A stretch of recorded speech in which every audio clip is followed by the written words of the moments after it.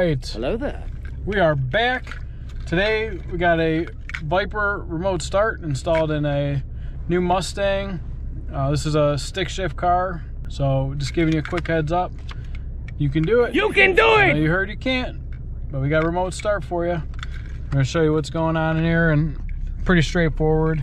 So normally, we just pulled up and parked this car. I got my foot on the brake. I'm gonna set the e-brake. Parking lights kick on. Hop out.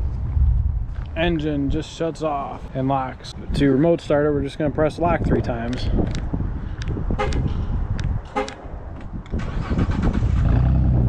Okay. And when it's running already, you're just gonna go ahead and tap unlock. You can open the door.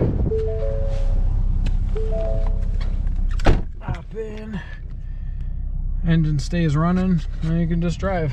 Put your foot on the brake and put that bad boy in gear. Overall, I'm gonna show you a quick walk around of the car. This is an awesome car. He's running Blvd in the winter, true warrior, but I can see why he wants to have that remote start. It's his daily. We did a kicker subwoofer in the side panel here as well. But we got the traction on them bad boys. Got the Blvd. I think they're WS80s. But if you need a remote start on your car, manual transmission or not, any of your make model, we got you covered. Wait a minute.